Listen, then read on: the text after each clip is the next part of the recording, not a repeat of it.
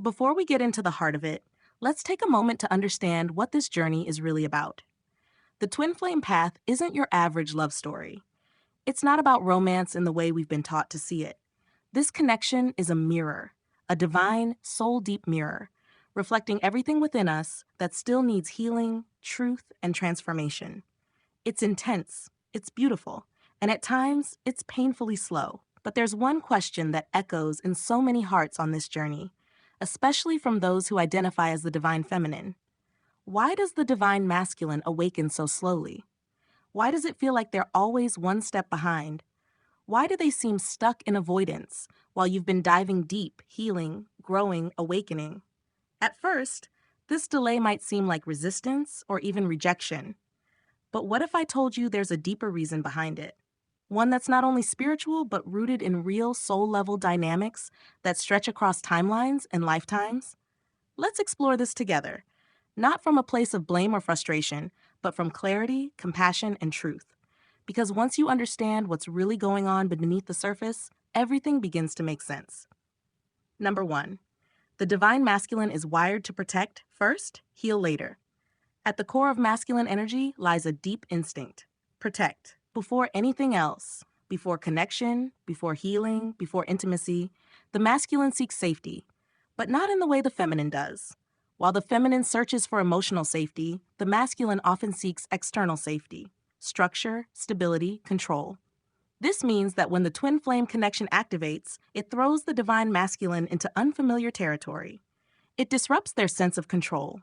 Suddenly, they're being asked to feel more deeply than they ever have, to surrender when all they've known is resistance, to let their guard down when their wiring says, "Keep it up, you have to be strong."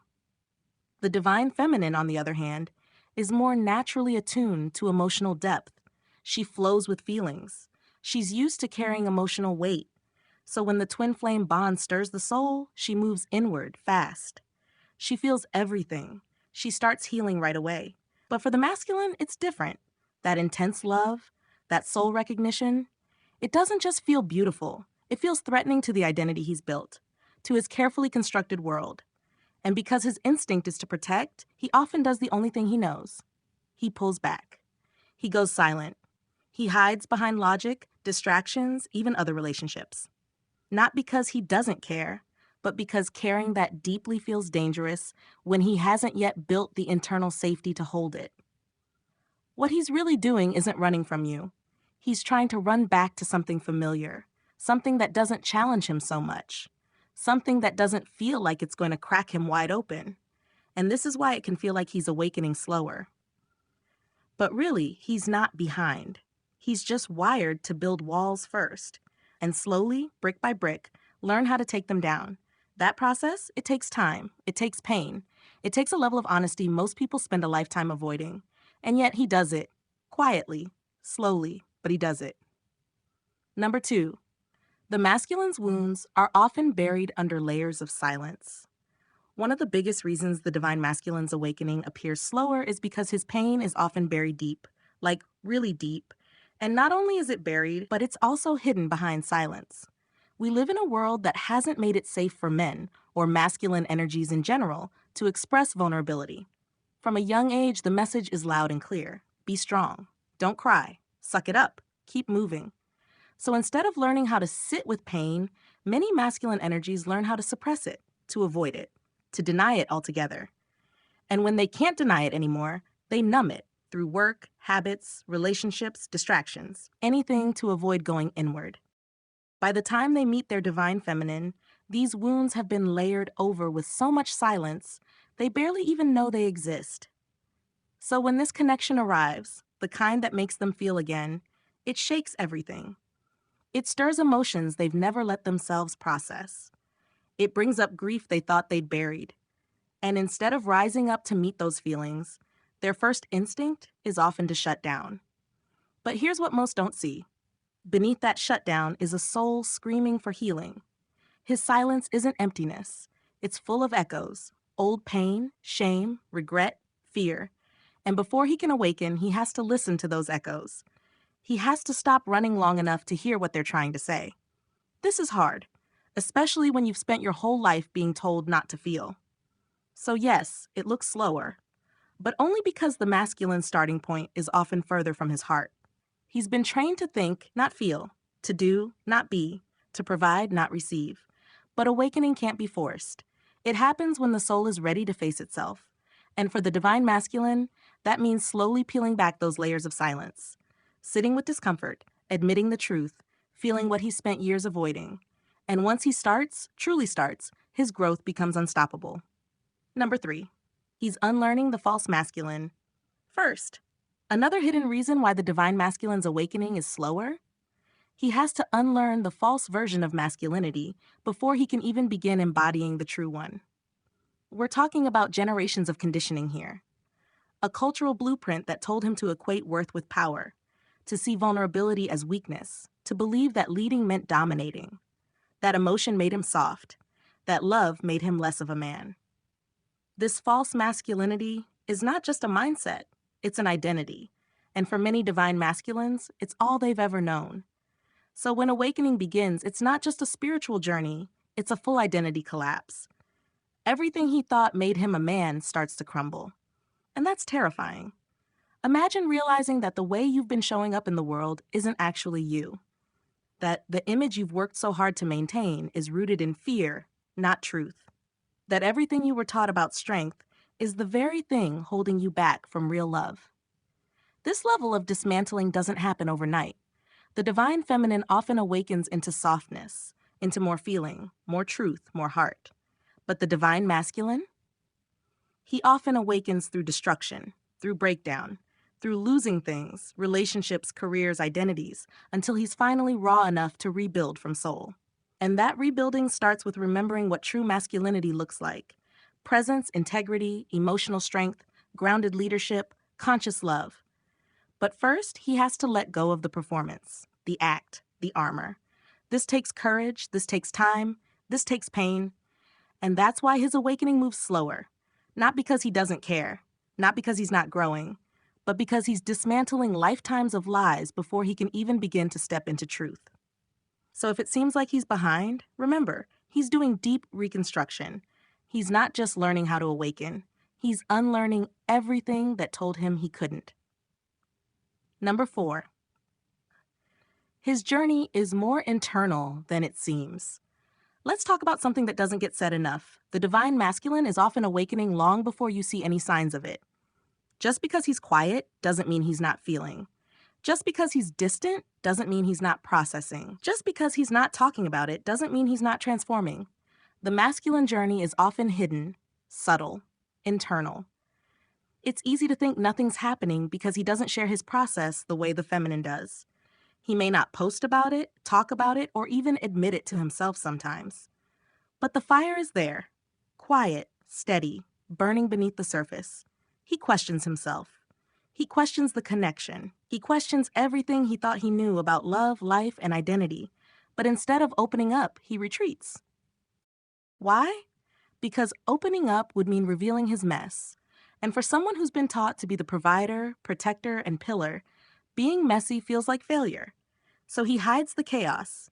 He holds the storm in silence. He processes in private. And while it might look like he's ignoring the journey, what he's really doing is fighting it out with his own ego, in the shadows. This kind of growth takes a different rhythm.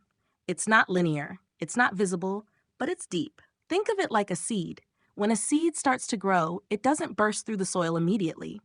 It roots itself in the dark first. It anchors, it strengthens, it prepares. That's what he's doing. So even if it seems like he's asleep, trust that something real is moving through him. Trust that his soul is doing the work, even if it's silent, even if it's slow, even if it's invisible to you. Because when he finally surfaces, it won't be half-hearted, it'll be real, grounded, whole. Number 5, he's learning to love himself before he can truly love you. This might be the most powerful, yet most misunderstood part of the divine masculine's journey. So many people think that union just happens when both twins finally agree to come back together, when the pain is over, when everything lines up perfectly. And sure, healing, growth, and alignment are part of the process. But none of it sticks. None of it lasts, unless there's one crucial thing in place first: self-love. For the divine masculine, this is often the biggest and most difficult piece of the puzzle. And it's not because he doesn't want to love himself. It's because, deep down, he was never really taught how. On the surface, he may seem confident. He might be successful, charming, driven. He might even come across as someone who has it all together. But if you peel back the layers, what you often find is a man who doesn't feel worthy. A man who carries silent doubts, who questions his value, who secretly believes he's not enough for love, for you, or even for his own dreams. That's a painful place to be. And when this kind of soul-shaking connection shows up, this mirror of unconditional love, it doesn't always bring comfort right away. It brings pressure. It brings fear. It makes him face the parts of himself he spent years ignoring, the parts that feel unlovable, the parts that whisper, "You're not ready for this. You'll mess it up. She deserves better." So what does he do? He pulls away. Not because he doesn't love you, not because he doesn't feel the connection, but because he's afraid he can't hold it. He's afraid he'll fail you. He's afraid that if you saw all of him, his insecurities, his doubts, his shadows, you'd walk away. And so he walks away first. But here's the truth. He's not running from you. He's running from the parts of himself he hasn't learned to accept yet. That's not selfish. That's heartbreak. That's shame. That's years, sometimes lifetimes, of feeling like love has to be earned through performance, not received as a birthright. Until that belief shifts, he can't truly love you the way his soul wants to. Because real love, deep, conscious love, requires self-acceptance first. He has to look at his own reflection and say, "I am enough, even in my flaws, even in my uncertainty, even when I'm still learning." And that's not easy. It means confronting old stories, letting go of harsh inner criticism, making peace with who he is, not who he thinks he should be. That's not just healing. It's a complete inner rebuild. He has to learn how to care for himself emotionally, not just physically, how to stop abandoning himself every time he feels weak, how to sit with discomfort instead of escaping it, how to hold his own heart through all its moods, wounds, and doubts. That's a journey, and it's not quick. But once he begins to love himself, not for what he does, but for who he is, everything changes. He no longer chases love to feel complete. He no longer needs validation to feel seen. He no longer fears your love because he's finally made space for it within himself. He becomes steady, grounded, capable of showing up with presence instead of panic, with truth instead of performance. And when he returns, it won't be from a place of desperation. It won't be to fill a hole in his chest. It won't be out of fear that he'll lose you again. He'll come back because he's finally become the man who knows how to love, the man who trusts himself, the man who honors connection not as a way to escape his pain, but as a sacred space to grow, evolve, and thrive.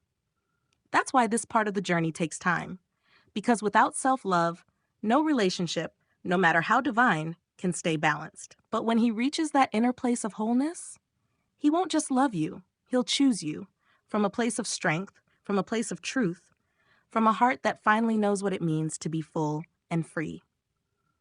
If you've been waiting, longing, aching to understand why the divine masculine awakens slower, know this. It's not because he doesn't care. It's not because he's incapable. It's not because you're too much. It's because his journey asks him to break down everything the world told him to be before he can rise into who he truly is. And that takes time, but it's happening.